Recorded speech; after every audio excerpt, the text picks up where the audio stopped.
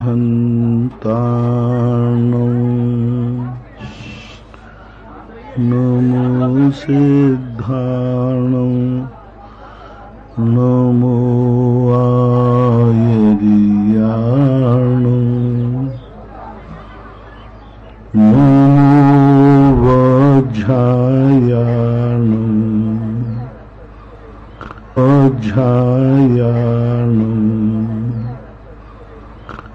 नमो लोये शवशाहूनम्।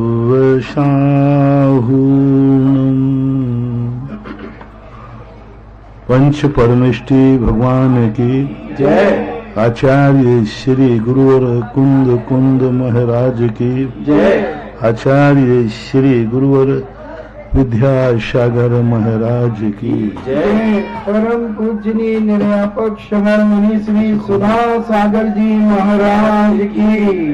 परम पूज्य छुल्लक रत्न श्री 105 गंभीर सागर जी महाराज की। महिलाएं और इस तरफ खिसक जाए। पर्दा खोल दो।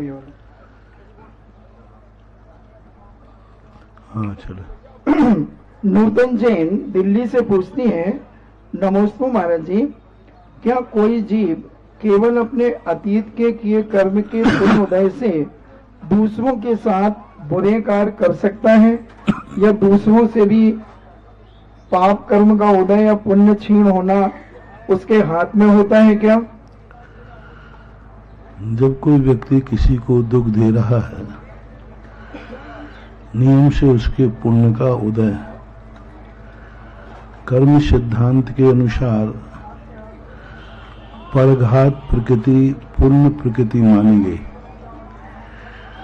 दूसरों को दुख देने का जो कार्य है वह नियम से पुण्य कर्म का उदय माना जाता है, और जो दुखी हो रहा है उसके अशुभ कर्म का उदय है।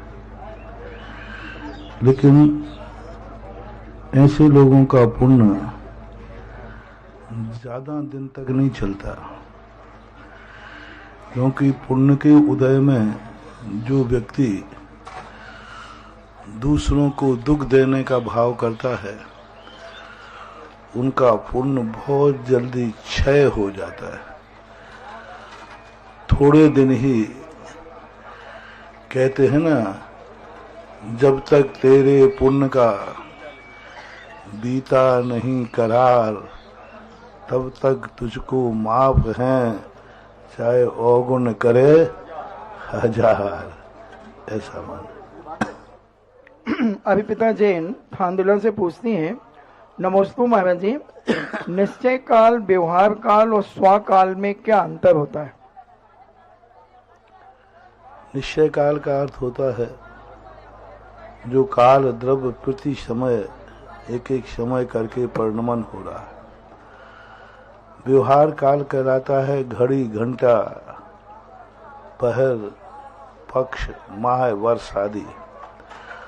स्वकाल कहलाता है जिस काल में व्यक्ति या द्रव्य अपना कार्य कर रहा है वह उसका स्वकाल माना जाता है। जैसे इस समय अपन जिज्ञासा कर रहे हैं तो काल की पर्याय जिज्ञासा नहीं है, हमारे स्वकाल की पर्याय जिज्ञासा है। तो द्रव्य, वस्तु, जीव जिस समय जो कार्य करता है वह कार्य ही उसका स्वकाल माना जाता है।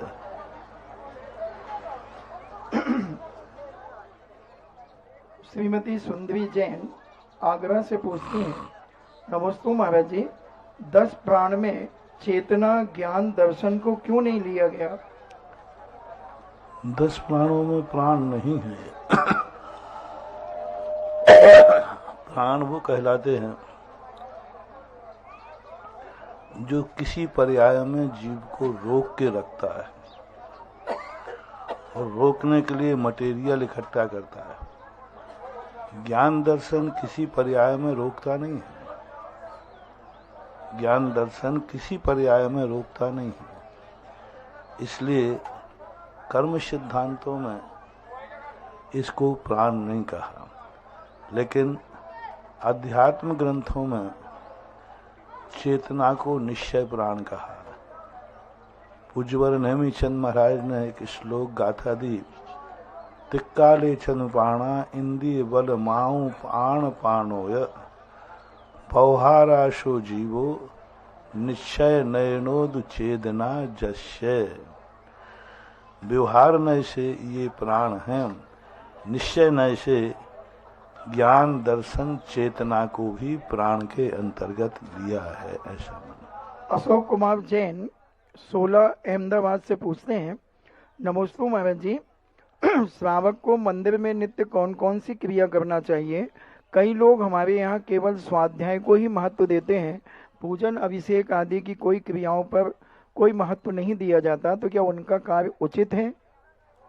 ऐसे जी महत ज्ञान तो प्राप्त कर लेंगे, लेकिन ज्ञान का फल उन्हें मिलने वाला नहीं। जैसे जो स्वाध्याय करते हैं, आपने देखा है, इनको ज्ञान बहुत होता है, लेकिन ये गरीब रहते हैं और फिर बाद में आरोप लगाते हैं कि सरस्वती और लक्ष्मी दोनों सौतन हैं, एक साथ नहीं रहते।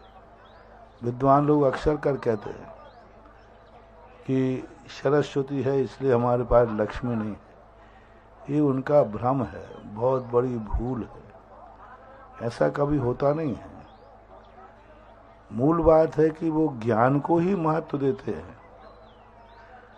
जो व्यक्ति स्वाध्याय को मात्र महत्व दे रहे हैं, ये जीव संसार में रहेंगे पर ना इनके धन रहेगा, ना दौलत रहेगी, ना और सांसारिक सुख इनको प्राप्त नहीं होंगे।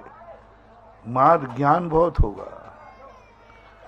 और देखने में भी आता है, बड़े बड़े ज्ञानी लोगों के परिवार की स्थिति देखो कैसी होती है। ज्योतिषाचार्य हैं, सब जानते हैं, दूसरे का भविष्य बताते हैं और स्वयं हाथ देखकर कहते हैं 11 रुपया रखो। दूसरे को बताएंगे तुम्हारी किस्मत में करोड़ों रुपया लिखे हैं। अब करोड़ों रुपए के रास्ता बता करके मिलना उनको कितने हैं? 11 रुपये। क्यों हुआ इनका? ज्ञान है इन विद्वानों के पास, बहुत सारे लोगों को। ब्राह्मण लोग भी, कई लोग हम लोगों से कहते हैं, आते हैं, बोले महाराज हम लोगों को इतना ज्ञान है पर हम लोग दरिद्र क्यों होते, पैसा क्यों नहीं होता? तो मैंने कहा तुम लोगों ने सदा ज्ञान ही ज्ञान किया है। जो 24 घंटे स्वाध्याय ग्रस्त होकर के स्वाध्याय ही करते रहते, इनकी दशा ऐसी होगी कि ज्ञान प्राप्त तो करेंगे लेकिन रहने को मकान भी नहीं होगा, खाने के लिए इंतजाम करना भी मुश्किल हो जाएगा, क्योंकि अन्न पुण्य तो इनने किया ही नहीं। अमीरी दान से आती है, दान तो इनने कभी दिया ही नहीं। खाने को पूजा को मिलती है तो पूजा करने से मिलती है, पूजा तो कभी की नहीं। धन के लिए कभी माला फेरी नहीं। तो यानी पुण्य जो संसार के वैभव को प्राप्त कराने वाले पुण्य हैं, षड आवश्यक, उनमें दान पूजा मुखो सावो धम्मो। श्रावक की सुख समृद्धि दान पूजा से बढ़ती है। तो यदि तुम चाहते हो कि हमारे पास ज्ञान भी हो और संसार में रहें तो घर का मकान, थोड़ी बहुत धन दौलत भी हो, तो स्वाध्याय के साथ दान पूजा भी किया करो। एक पेपर में तुम अच्छे नंबर ला रहे हो, दूसरे पेपर में आप फेल हो तो आप फेल माने जाओगे। ये बहुत गलत परंपरा चली थी, अब तो कम हो गई। ऐसे ऐसे ज्ञानी व्यक्ति हमने देखे, लेकिन उनका अंत बहुत अच्छा नहीं होता, क्योंकि उन्होंने कोई पुण्य किया ही नहीं। जिस पूजा पाठ से पुण्य का बंध होना था वो तो किया ही नहीं। कभी दान देने का भाव नहीं आया, कभी मुनियों को आहार दान नहीं दिए। परिणाम ये है कि उनके आज ऐसे कुल में जन्म हो जाता है जहां खर्च के भी पैसे नहीं, दूसरों के पंडिताई करेंगे, प्रवचन देने जाएंगे, दूसरे का कुछ धर्म के कार्य करेंगे, विधान कराएंगे, सो रोजी रोटी मिल जाएगी। कितना बड़ा दुर्भाग्य है। यानी घर की आजीविका चलाने के लिए जिनवाणी के प्रवचन से, विधान करा करके, पूजा पाठ कराकर, पंथ कल्याण कराकर, दक्षिणा के बल पर उनकी आजीविका चल। निकल जाना उसको, निकल जाना, रोको नहीं भाई। तो आजीविका चलाने के लिए बहुत बड़ा इसमें हमने विचार किया कि अपनी जिंदगी की आजीविका चलाने के लिए लोगों को धर्म से चलाना पड़े, शास्त्र बेंच के चलाना पड़े, भगवान की पूजा करवा के चलाना पड़े, गद्दी पर प्रवचन देकर के आजीविका चलाना पड़े कि चलो प्रवचन देने जाएंगे तो 10-50 हजार रुपया, चलो विधान कराने जाएंगे 10-20 हजार रुपया। ये बहुत बड़ा दुर्भाग्य है, बहुत बड़ा दुर्भाग्य है। लेकिन करें क्या, दूसरा उपाय नहीं है। तो ऐसी दशा क्यों हुई? ऐसी दशा इसलिए हुई कि इन्होंने पूर्व भाव में खूब स्वाध्याय किया है, लेकिन दान पूजा आदि नहीं की है, इसलिए दशा हुई। इसलिए आप लोगों से मेरा कहना है, बराबर सभी पेपरों में बराबर नंबर लाओ, कम बढ़ नहीं। पूजा भी जरूरी है, दान भी जरूरी है, स्वाध्याय भी, सबके नंबर बराबर करो, किसी एक को महत्व ज्यादा मत दो। ज्ञान नहीं है और यदि तुम्हारे पास धन दौलत है फिर भी जिंदगी निकल जाएगी। ज्ञान खूब है और खाने पीने को सुदामा हो तो फिर क्या करोगे?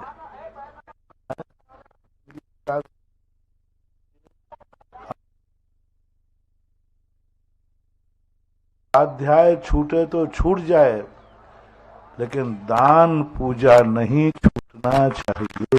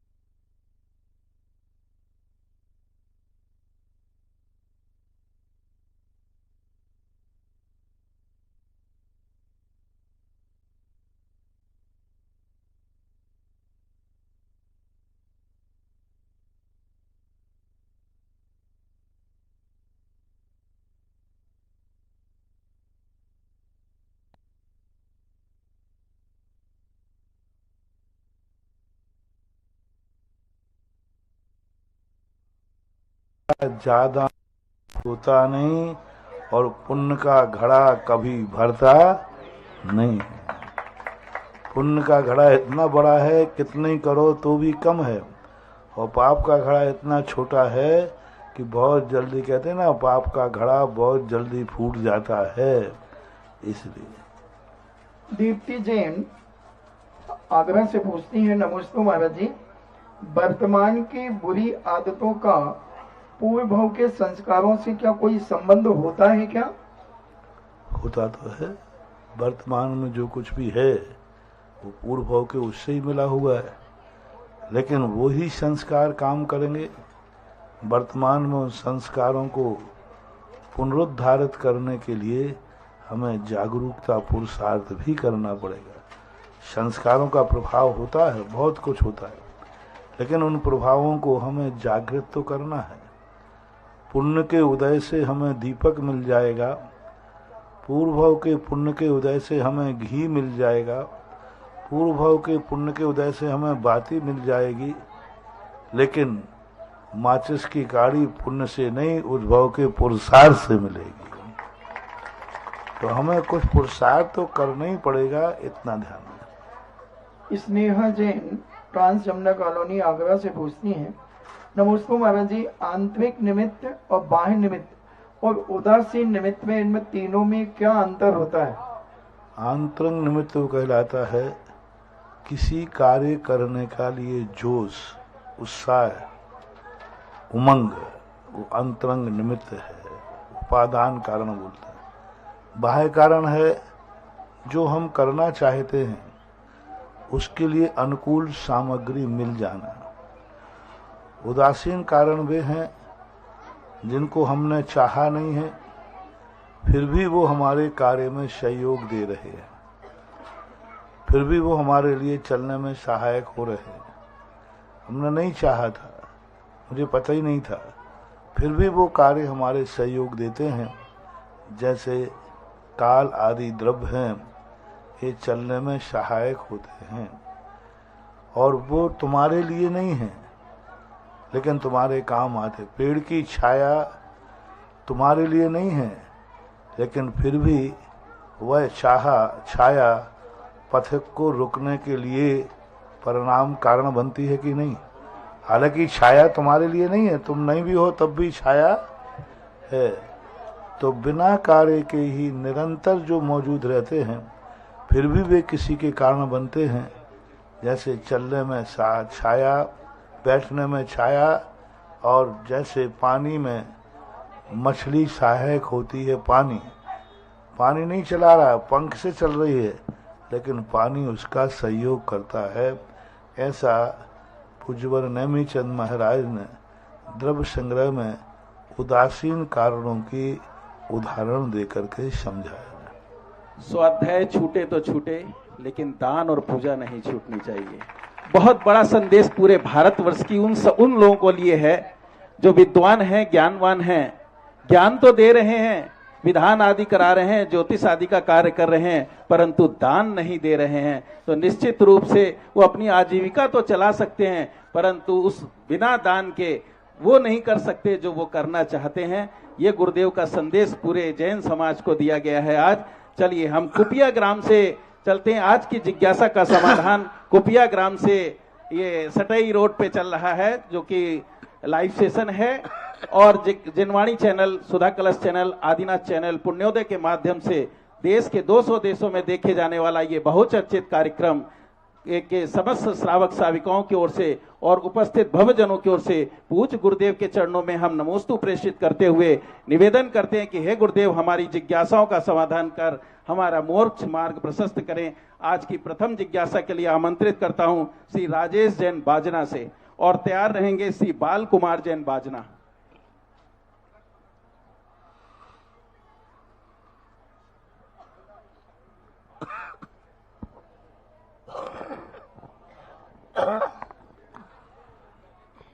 हेलो। पूज्य ऋषिराज के चरणों में सकल दिगंबर जैन समाज की ओर से कोटि से नमोस्तु। भगवान इच्छामी के जी के चरणों में कोटि से नमोस्तु। हे भगवान, मेरी जिज्ञासा है कि जो नेतागण होते हैं बड़े बड़े और आपके चरणों में आते हैं, उनको ना कोई समय लेना पड़ता है और बेझिझक होकर वह पूरा कार आपके साथ बैठकर सारी चर्चा कर लेते हैं। क्या उनका पुण्य और हम लोगों के पुण्य में अंतर होता है? और गुरुदेव, हम सभी बाजना वासियों का पुण्य में कमी है या हम लोगों की भक्ति में कमी है जो आपकी दिशा बदली है? जिज्ञासा का समाधान कीजिए। नमोस्तु भगवान, नमोस्तु। देखो, जब नेता को कोई साधु समय दे रहा हो, समझ लेना जनता का बहुत बड़े पुण्य का उदय आने वाला है। क्योंकि साधु ने नेता को समय दिया है तो कोई ना कोई नेता ऐसा अच्छा कार्य करेगा कि उसका लाभ तो जनता को ही होगा। एक स्थान पर मैं गया तो वहाँ पर सब लोग बहुत परेशान थे और आज हमारे यहाँ का मंदिर नहीं बन पा रहा है, कई वर्ष हो गए, हम लोग बिना मंदिरों का खाते हैं, ये सब बातें थीं। तो उन्होंने मेरे से समय मांगा कि महाराज थोड़ा सा आपसे समय चाहिए। मैंने उनको समय नहीं दे पाया क्योंकि उस दिन मेरे पास एक बहुत बड़ा आदमी आया था और बड़ा आदमी आकर के बैठा तो उसके में सारा समय निकल गया। तो बाहर हल्ला मच गया कि महाराज के पास बड़े आदमियों को तो इन गरीबों को समय देखो महाराज आए, हम लोग कब से आशा लगाए थे, कब से कह रहे थे कि महाराज जी आएंगे तो जरूर हमारे यहाँ कार्य हो जाएगा। अब मैंने समझ लिया था कि इनको कितना ही समय दे दें, ये लोग इतने गरीब हैं कि ये मंदिर बना ही नहीं पाएंगे। अब जिनके बच्चों को पढ़ाने को पैसा नहीं है तो हमने कहा इनको प्रवचन देके करेंगे क्या, जब है ही नहीं, कंजूस हो में तो फिर भी हम थोड़ा जब बेचारे गरीब ही हैं क्या देंगे। बाहर तो सब कुड़कड़ाते रहे, सब महाराज के पास बड़े आदमी को समय है, ये है वो है। हमें मालूम था कि बाहर बददुआएं दे रहे हैं लोग, लेकिन बड़े आदमी अंदर बैठा था और 1 घंटे का समय दिया और गरीबों ने मुझसे 5 मिनट मांगे थे, मात्र 5 मिनट। तो मेरे पास, मैं कहा भाई मेरे पास समय नहीं है। 1 घंटा समय दिया बड़े आदमी को, इतना प्रभावित हुआ, इतना धन्य हुआ। बाहर आके निकला तो बोला मंदिर में जितना रुपया लगे सारा मैं बना दूंगा। बोलो अब बड़े आदमी को समय देने से लाभ मुझे हुआ कि वहां की समाज को हुआ। अब दो मुझे बद्दुआ कितनी देना है। तो बड़ा आदमी या नेता आदमी जब भी किसी साधु की संगति में जाए, समझ लेना कहीं ना कहीं जगत का उद्धार होने वाला है। महावीर स्वामी ने और बौद्धों ने कहा, बौद्ध ने भी कहा, हजारों लाखों जनता को सुधारने की अपेक्षा एक राजा को सुधार दो, पूरा राज्य सुधर जाएगा। और पूरी जनता को सुधार दो और राजा बिगड़ा है तो सब बेकार।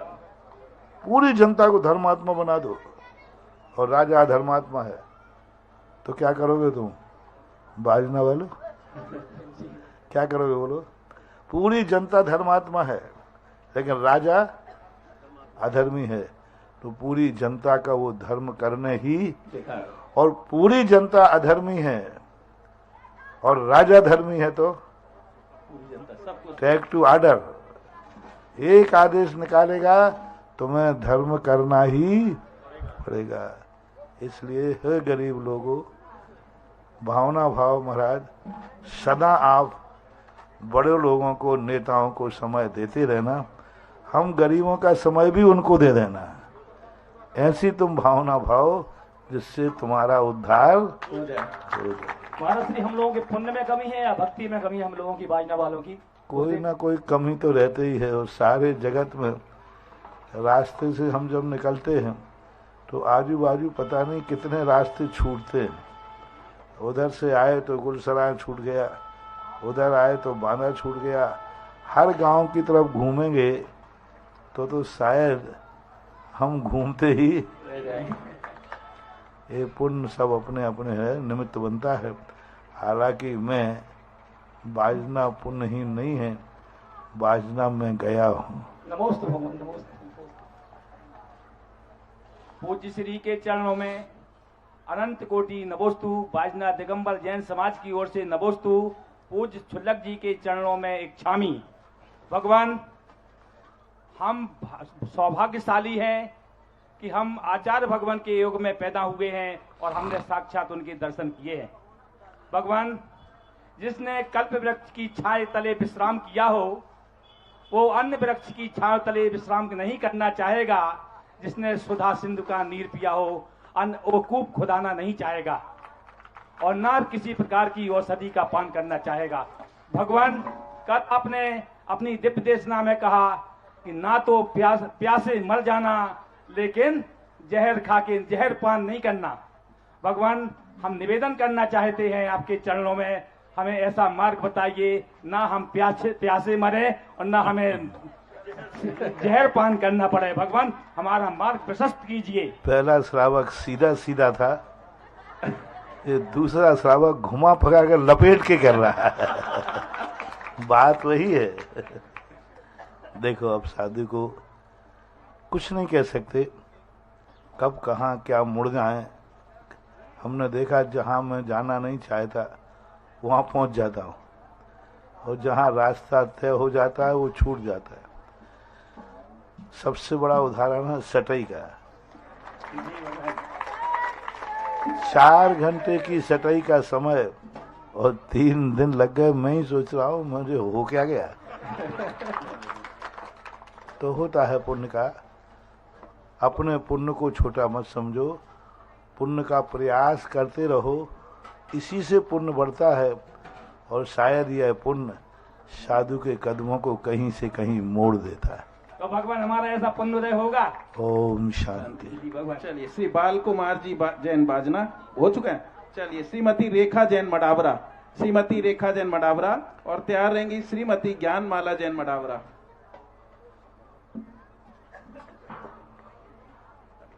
हे गुरुवर, नमोस्तु नमोस्तु। भावना युग में आता है कि स्वस्थ रहूं, और लेकिन मैं पूर्ण स्वस्थ नहीं हूँ, फिर इससे क्या प्रभाव पड़ता है? भावना युग अपने आप में एक रेकी है, जिसके माध्यम से हमारे शरीर की शक्तियां जागती हैं। कोई व्यक्ति यदि कहीं जा रहा है, यदि उसको अपन नाम लेके पुकारे तो पीछे मुड़ के देखता है और वो हमारी तरफ आ जाता है। ऐसे ही ब्रह्मांड की शक्तियां होती हैं। जब इनको हम भावना के माध्यम से अपनी तरफ आकर्षित करते हैं तो हमारा सहयोग करते हैं। शांति धारा में भगवान सबके हैं, लेकिन शांति धारा में जब अस्माकम बोलते हैं कि हे भगवान, मेरे लिए दुख का दूर करने की याचना है, तब वो शक्तियाँ हमारी तरफ मुड़ जाती। इसे आमंत्रणी भाषा बोलते हैं। और आमंत्रणी भाषा लिए भावनाओं के माध्यम से बहुत बड़ा प्रभाव रहता है। भावना बहाना अच्छी चीज है। भावना योग से व्यक्ति स्वयं को और दूसरे को भी सहयोग भी कर सकता है। श्रीमती ज्ञान माला जैन मडावरा, और तैयार रहेंगी कुमारी श्रुति जैन छतरपुर। हमारे परिवार की तरफ से मन महाराज जी को नमोस्तु नमोस्तु। मडावरा समाज की तरफ से नमोस्तु नमोस्तु। महाराज जी सर्वार्थ सिद्धि में चारित्र मोह के भेद आते हैं, जैसे सम्यक मिथ्या तो मिथ्या, इस तीनों में क्या भेद है? सम्यक तो सम्यक दर्शन होता है और सम्यक प्रकृति भी होती है। तो ये दर्शन मोहिनी के 3 भेद हैं। मिथ्यात जो सर्वथा उल्टा जनाता है, सम्यक मिथ्यात न उल्टा जनाए न सम्यक जनाए, भ्रम में डालता है। और सम्यक प्रकृति जो है वह व्यक्ति को सच्चे रास्ते में कोई बाधा नहीं डालती है, सच्चे मार्ग के लिए वह प्रशस्त करती है। ये दर्शन मोहिनी की ये 3 प्रकृतियां हैं, और तीनों कर्म के उदय में प्रकृति के अनुसार आत्मा के परिणाम होते हैं। मिथ्यात कर्म से मिथ्यात के परिणाम, सम्यक मिथ्यात से सम्यक मिथ्यात के परिणाम, और सम्यक प्रकृति के उदय से सम्यक रूप परिणाम होते हैं। कुमारी श्रुति जैन छतरपुर, और तैयार रहेंगे श्री डीके जैन टीकमगढ़ आदिनाथ धाम कमेटी के सभी लोग उपस्थित हो जाएं। मम आराध्य मुनि पुंगव श्री सुधा सागर जी महाराज के चरणों में मेरे एवं मेरे परिवार का बारंबार नमोस्तु, एवं छुल्लक जी के चरणों में बारंबार इच्छामि।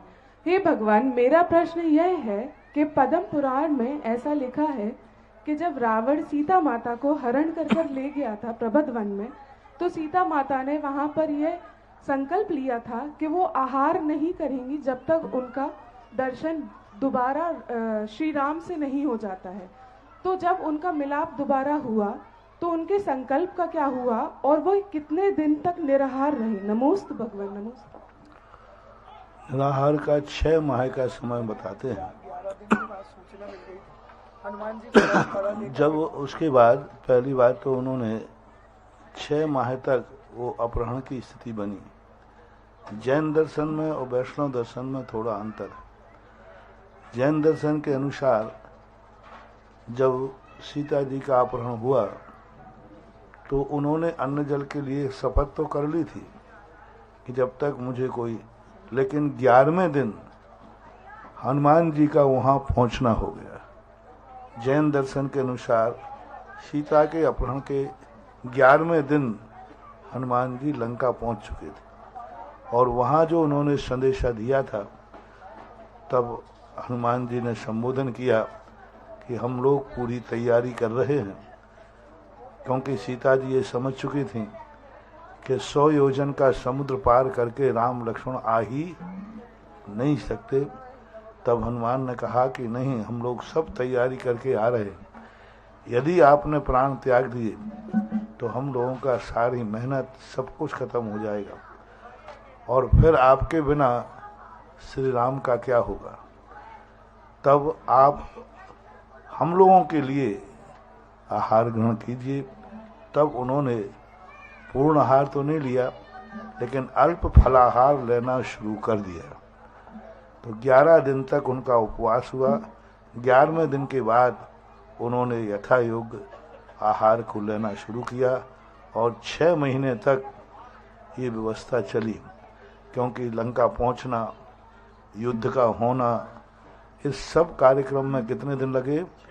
6 माह लग चुके थे। ऐसा श्री डी.के. जैन जो कि आदिनाथ धाम कमेटी टीकमगढ़ से है, और तैयार रहेंगे श्री राहुल जैन सकल दिगंबर जैन समाज सकरार से।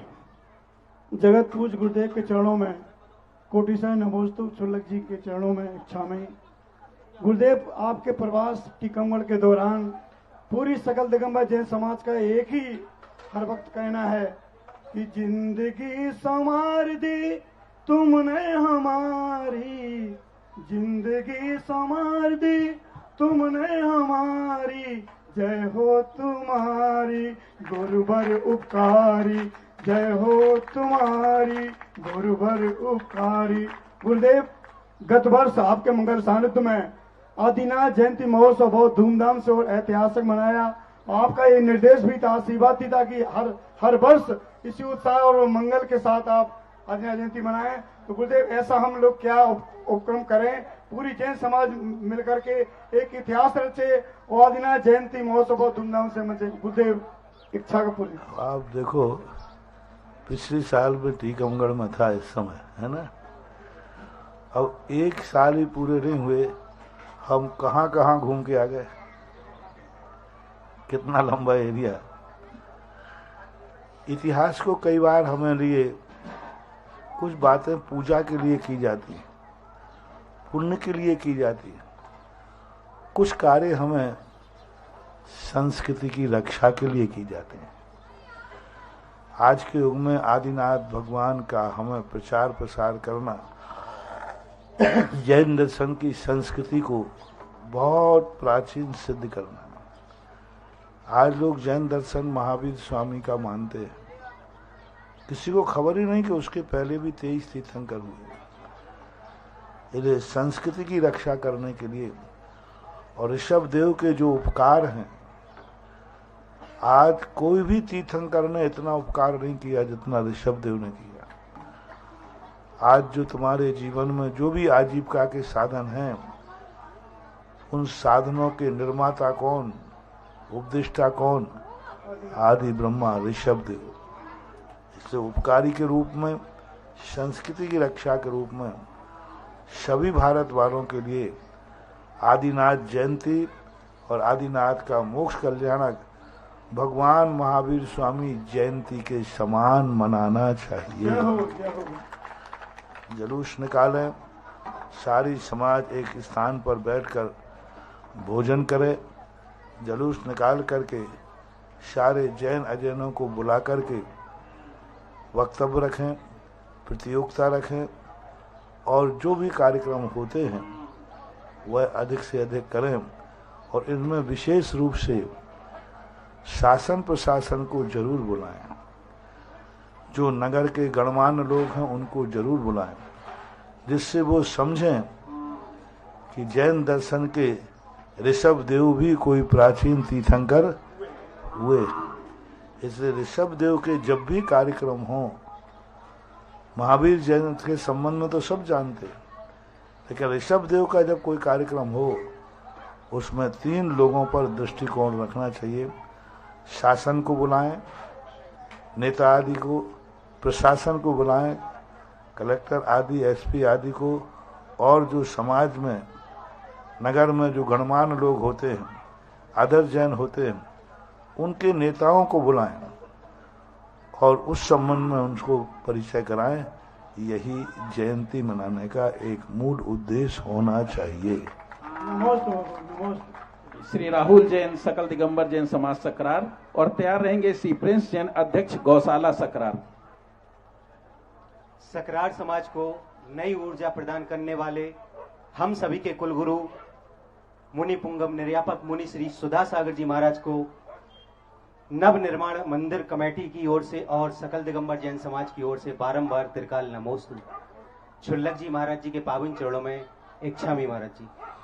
हे पूज्य गुरुदेव, प्रायः बचपन से ही सिखाया गया है कि हमें किसी से गलत नहीं बोलना है, हम जैन हैं। हमें किसी से गलत व्यवहार नहीं करना है, हम जैन हैं। कोई आकर के हमसे झगड़ा करता है, हमें डराता है, धमकाता है, तब भी हमें मौन रह जाना है क्योंकि हम जैन हैं। लेकिन आज परिभाषा बदल चुकी है। गुरु महाराजों से और जिनवाणी मां से हमें यह जानकारी मिल रही है कि हमारे पूर्वज जो हैं वो क्षत्रिय थे, हमारे तीर्थंकर भी क्षत्रिय थे। तो हे गुरुवर, ऐसा क्या हुआ इतिहास के पन्नों में कि हमें क्षत्रियपना छोड़ करके वैश्य अपनाना पड़ा और आज हम इस दर्दनीय स्थिति में आए हैं। वंश तो आज भी क्षत्रिय हो, लेकिन चूंकि राजकीय व्यवस्था खत्म हो गई, राजकीय व्यवस्था खत्म होने से क्षत्रियता खत्म हो गई।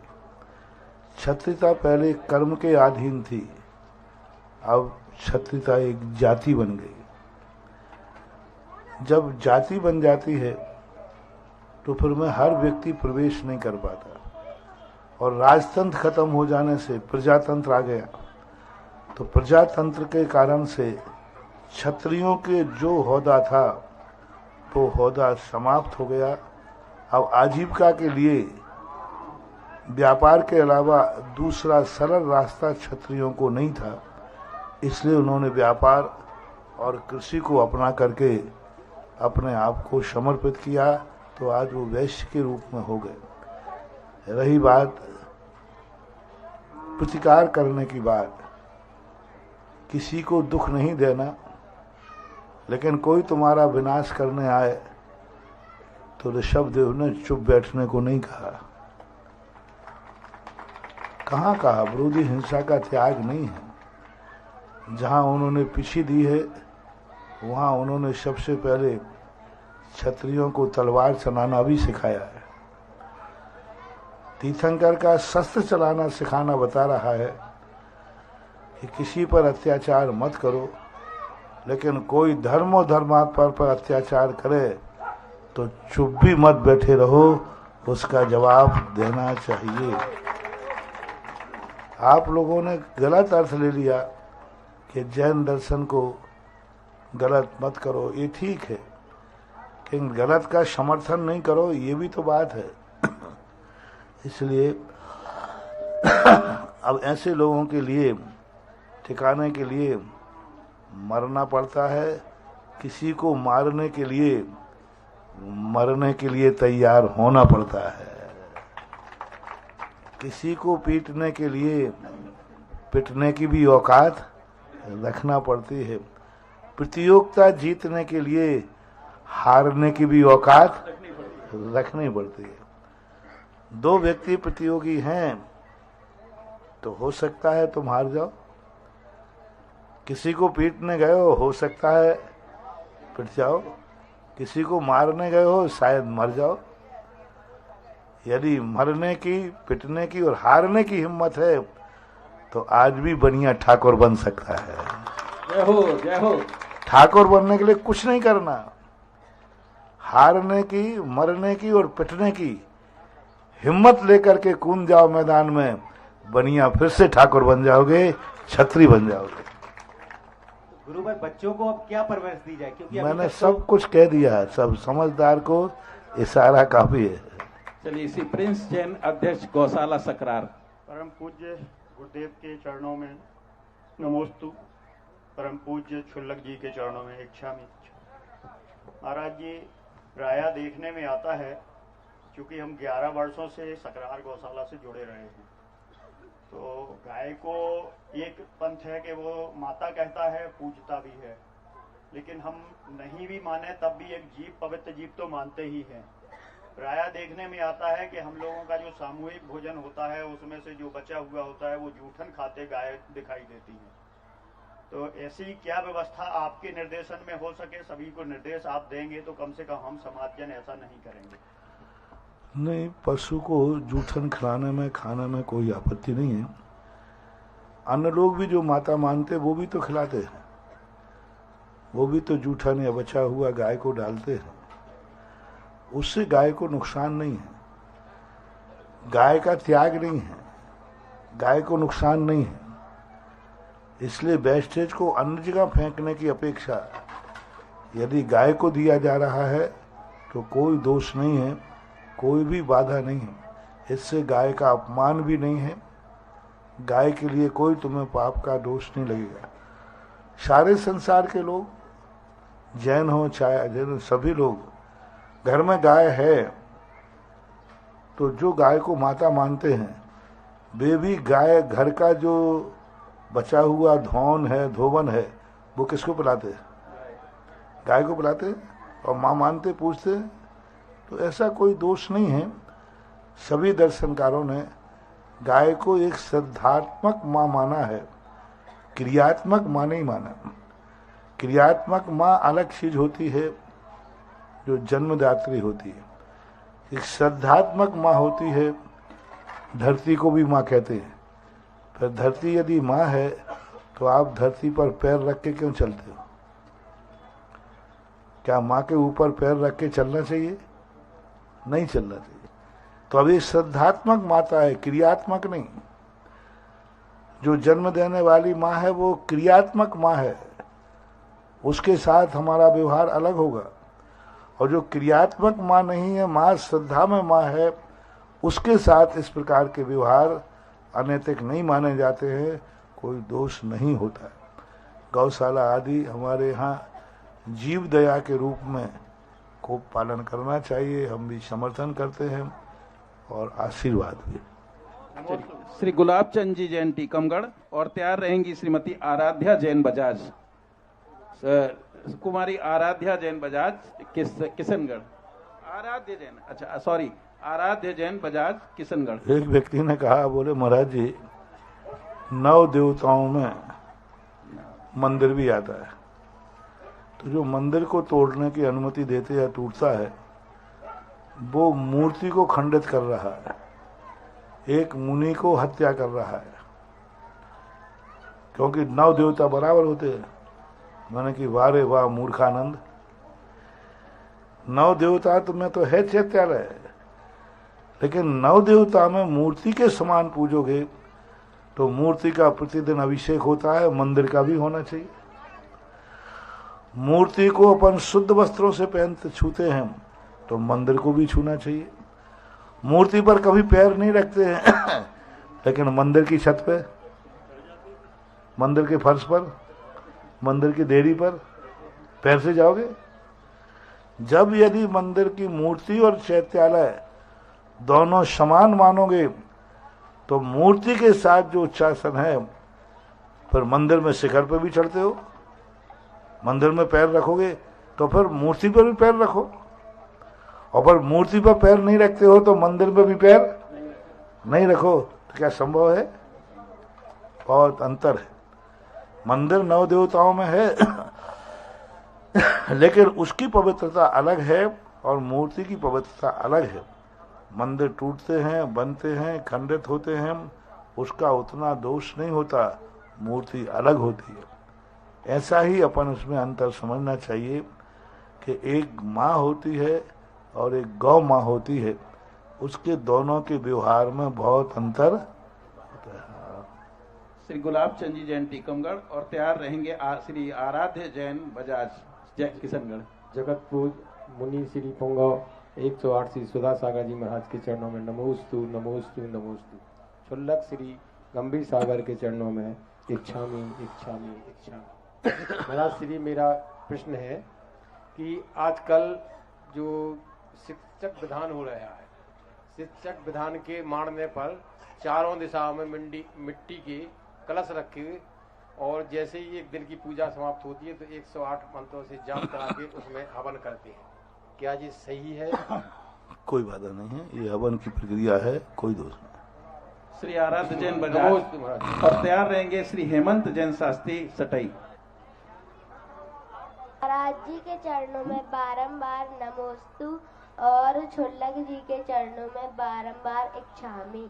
महाराज जी, मेरा यह प्रश्न है कि महाराज जी और छुल्लक जी क्यों अभिषेक नहीं करते?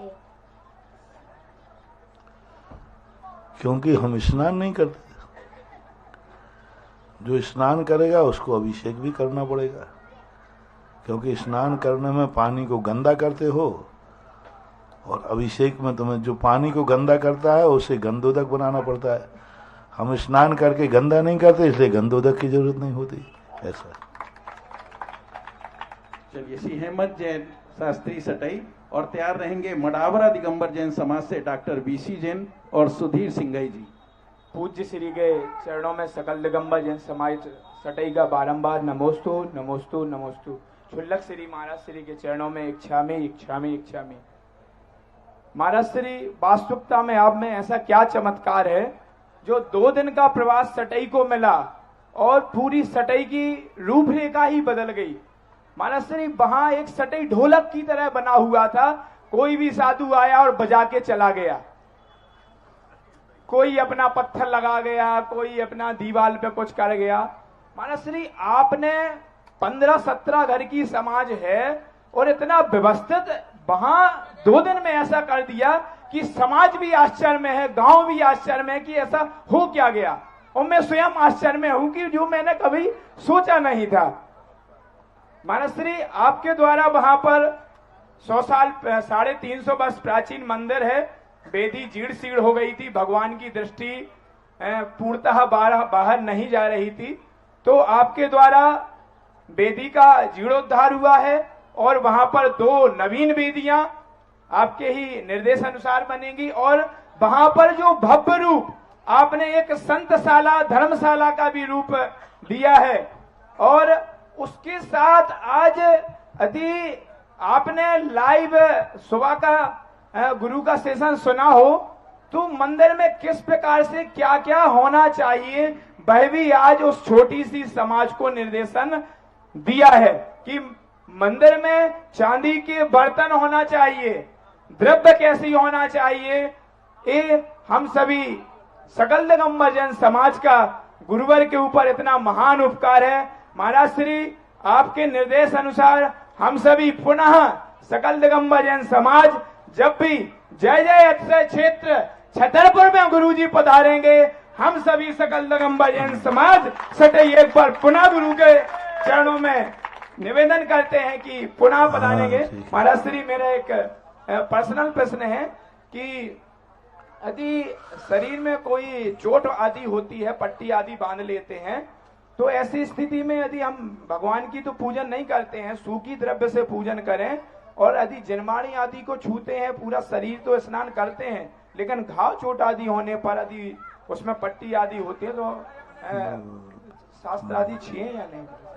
मैंने कहा ना अभी, सभी देव शास्त्र गुरु बराबर हैं, श्रद्धा में, क्रिया में नहीं। भगवान को आप बिना धोती दुपट्टा पहने शुद्ध वस्त्रों से छूते हैं, लेकिन शास्त्रों का स्वाध्याय तो पैंट शर्ट पे भी करते हैं।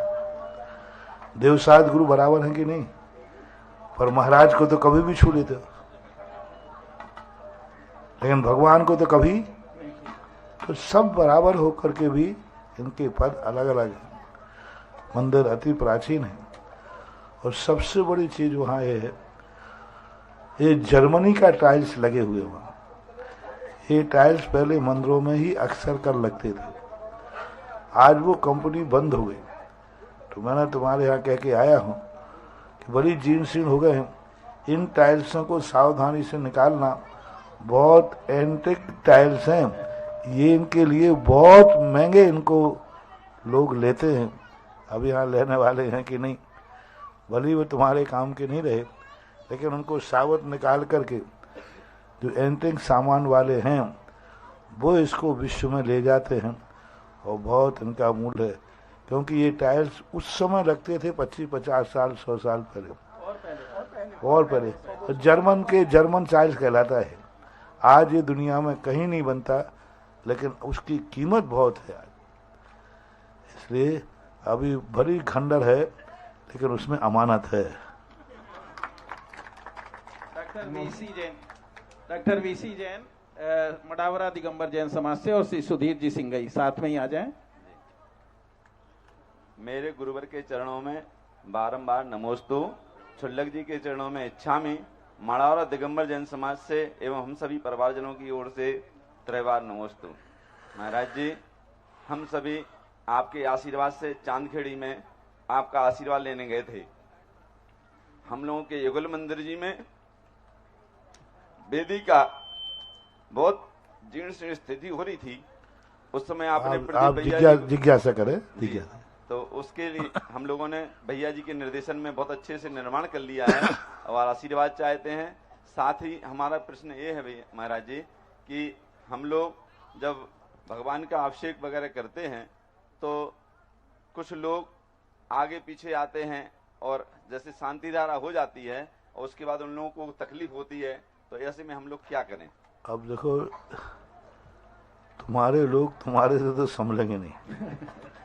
इसके लिए समझाने के लिए हमें 2 दिन तक 2-2 घंटे गला सुखाना पड़ा। अभी सटई वालों से पूछो, कल 2 घंटे समझाया, आज 2 घंटे समझाया, तब ये सारे गुंडे काबू में आ पाए। हाँ, ये मंदिरों के गुंडे कहलाते हैं, जो मनवा नहीं करते, जिनको हम कर रहे हैं जाओ तुम कर लो, क्या करना है, अब क्या करना है, कुछ नहीं करना भाई, तुम अभिषेक कर ले। तो इनको समझाना पड़ता है कि इस प्रकार की दादागिरी से कितना नुकसान है, मंदिरों में मन चाहे अनुसार अभिषेक करने से कितना नुकसान है, तब ये काम हो पाएगा। या फिर सारी समाज मिलके आओ, फिर मैं यहीं समझा दूं तो समझ जाओगे। अब 2 घंटे 4 घंटे हमें लगे सटई में, लेकिन अब इनको ऐसी समझ में आ गया और मैंने इस ढंग से समझा दिया कि अब कोई गुंडा उसको तोड़ने का साहस भी नहीं करेगा। सारी उद्दंडता वो भूल गए, क्योंकि जब उसके दुष्परिणाम बताए कि ऐसा करने से कितनी बड़ी हानि है, तो आत्मा कांप गई लोगों की। हम तो मंदिर को अपनी भगवती समझ करके जब चाहे जो चाहे करें, पर उसके जो दुष्परिणाम हैं वो जब सुने तो सब लोगों को तो आप समझाएं कि एक बार ही करें, अभिषेक अच्छा है। अब नहीं समझते तो जब निमित्त बनता है तब काम होता है। क्या हुआ है कि महाराज जी, हम लोग जैसे हम व्यवस्था देखते हैं मंदिर जी की और काफी समय से ठीक है, बस ओम श्री राजेश जैन जी छतरपुर, और तैयार रहेंगे श्रीमती रीना जैन सकरार।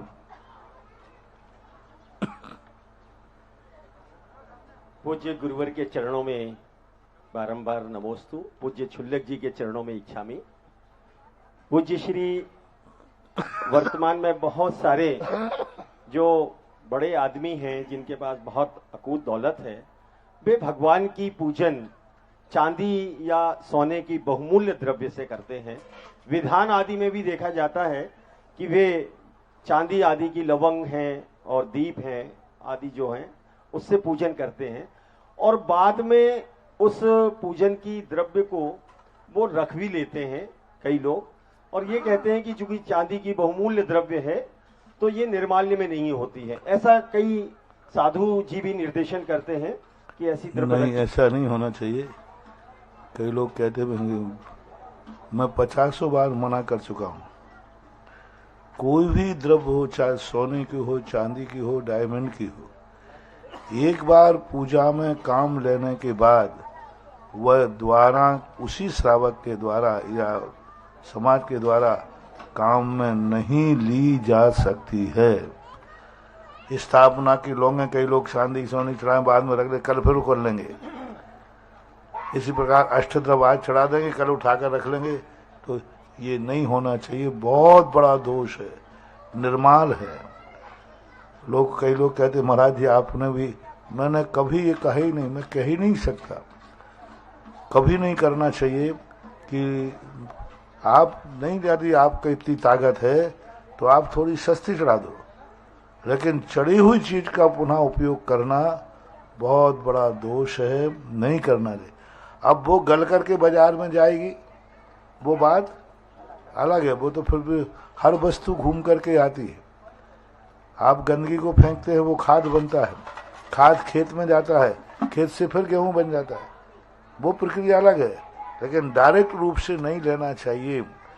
जिनको इतनी शक्ति नहीं है बहुमूल्य, वे सोने चांदी न चढ़ाएं, सीधे अष्टद्रव्य चढ़ाएं।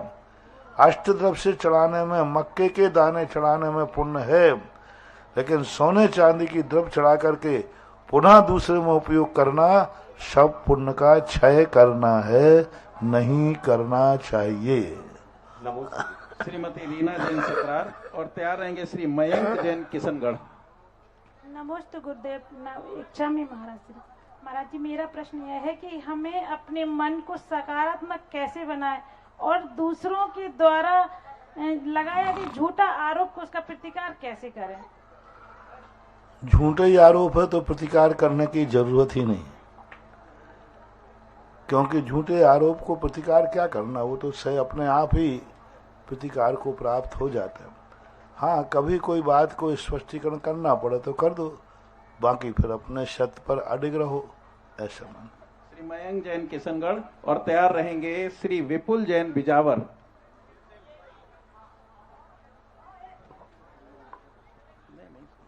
नमोस्तु महाराज श्री, इच्छा में महाराज श्री। महाराज श्री, किशनगढ़ वालों का तो ऐसा पुण्य जाएगा जैसे क्रिकेट में पहली बॉल पर छक्का गल गया हो। महाराज श्री, मेरा प्रश्न ये था, अभी कुछ मत कहो, कोई चौराहा नहीं पड़ रहा बीच में। साधु और हवा का तभी तक विश्वास करना जब वो मंदिर में कदम रख दे। मेरा प्रश्न ये था, एक बार ऐसा हुआ, राजस्थान की घटना है, पूरी नहीं सुनाऊंगा। एक नगर में हम प्रवेश कर गए, आधे नगर में प्रवेश कर गए गाजीबाजी के साथ। मंदिर सामने दिख रहा है और प्रवेश हो रहा है धूमधाम से, और पता नहीं क्या भाव आया कि बीच प्रवेश में से हम बिहार करके, और मंदिर के दर्शन भी बीच में से पता नहीं क्यों बिहार आए, और जा करके फिर 14 किलोमीटर पे जा कमांड लगा। उस दिन 24 किलोमीटर चले सुबह सुबह। अब लोगों ने कहा महाराज गलती क्या बनी, गलती मुझे ही पता नहीं क्या है, मैं खुद ही नहीं बता सकता है गलती क्या है, पर चलते चलते मन हुआ लौट गया बिहार। इसलिए बेटा अभी छक्का नहीं। चलिए, समय हो चुका है। प्रश्न, हाँ बोलो बोलो। महाराज जी, मेरा प्रश्न ये था, अभी डोंगरगढ़ में आचार्य श्री ने एक प्रवचन में कहा था कि आप लोग जैसे मोबाइल में भगवान की या महाराज श्री की जो फोटो वगैरह खींच लेते हैं, तो वो वहीं पर आप स्टोर करते हैं फोन में, जहां पर आप अपनी फोटो वगैरह स्टोर करते हैं। तो बोले कि अगर आपको इतना ज्ञान नहीं तो आप काका से प्रारंभ करें। तो जब से ये मन में शंका हुई, तो मतलब क्योंकि आज तो मोबाइल एक अमूल्य चीज हो गई, हम लोग हर चीज का फोटो खींचते हैं। और ठीक है रखे रहो, ठीक है। हमारे बीच श्री दशरथ यादव जी जो कि सरपंच हैं कुपिया के, और श्री पुष्पेंद्र मिश्रा जी जो कि सरपंच हैं कसार के।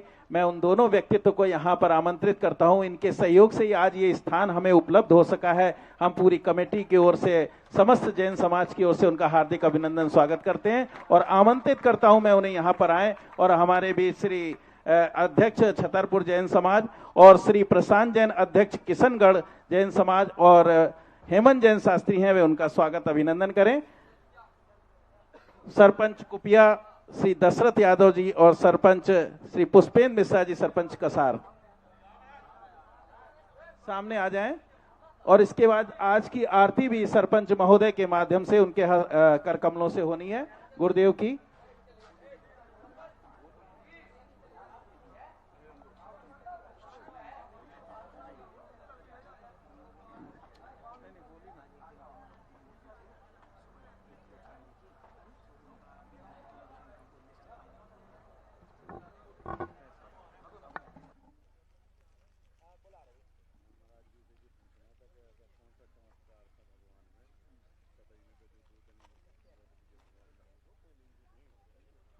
कहाँ है? चलिए आइए,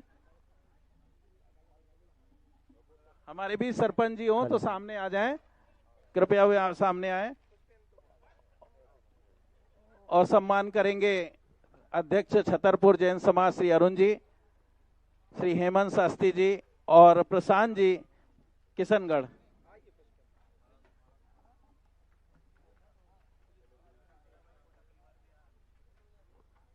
श्री सुशीला बाई कोटा परिवार भी यहाँ उपस्थित है, वे भी आज आरती के लिए यहाँ आ जाएं, गुरुदेव की आरती करने के लिए। सुशीला बाई जी कोटा। महाराज जी, आज एक ऐसा परिवार आपके समक्ष आ रहा है कि सुबह सुबह जब महाराज जी सटई मंदिर में थे और वहां पर बर्तन बन रहे थे और एक टेबल बन रही थी, जब टेबल बन रही थी तो महाराज जी ने ये आशीर्वाद दिया कि जो इसमें चांदी का दान करेगा उसकी चांदी ही चांदी होना है महाराज जी। और महाराज जी का ही आशीर्वाद मिला और आपके मंगल आशीर्वाद से महाराज जी उन्होंने 1 किलो चांदी दान बोली और ज्यों ही चांदी बोलकर गए और आपके आशीर्वाद का प्रभाव कि लगभग कितने वर्ष से, खड़ी हो जाओ भाभी, 4 वर्ष से ना, 4 वर्ष से प्रमोशन की लिस्ट रुकी थी महाराज जी, और वो यहाँ बोल के गई और उनका प्रमोशन की लिस्ट वहां पर डिक्लेयर हो गई और पॉजिटिव डिक्लेयर हुई है। और उनकी भावना है कि आज हमें यह सौभाग्य मिले कि हम भी यहाँ पर मंगलमय आरती में सम्मिलित हो। जोरदार तालियों से इन्हें मैं इसलिए बुला रहा हूं क्योंकि जो लोग जो बोलते हैं ना कि दान करने के बाद पता नहीं चलता होता क्या है, देखो ये इन्होंने सुबह बोला था और शाम को आके हमसे डायरेक्ट बोल दिया कि भैया जी हमें तो लाभ ही लाभ हो गया। महाराज जी ने वहां बोला हमारी चांदी चांदी हो गई। आएंगे और जो भी राशि आप आज घोषित करेंगे वह भी उसी मंदिर के लिए जाएगी, इसलिए आरती करने की जो भी 11,111 रुपए के यह ने घोषणा की है, जोरदार तालियों से आमंत्रित करेंगे।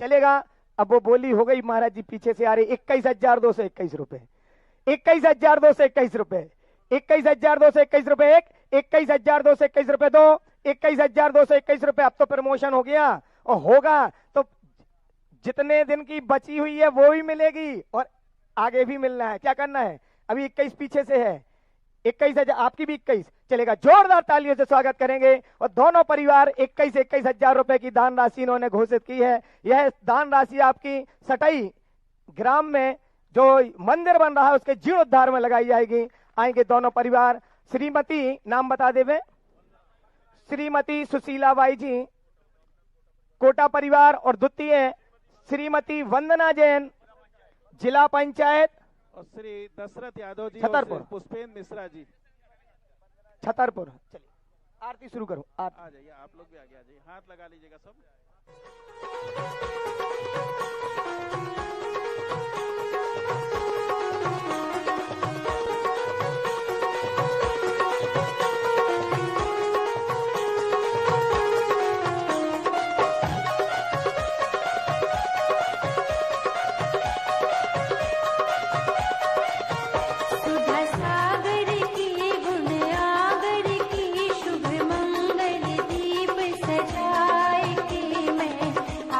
उतारूं आरतियां।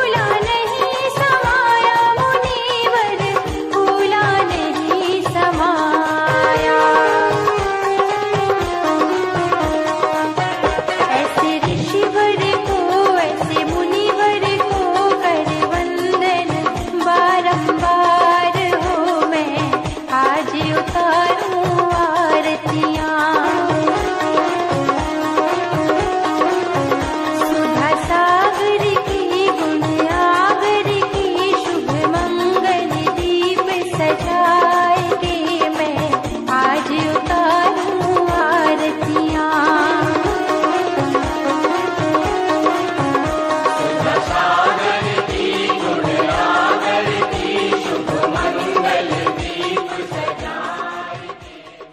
जब वो लोग कुंडलपुर के बड़े बाबा की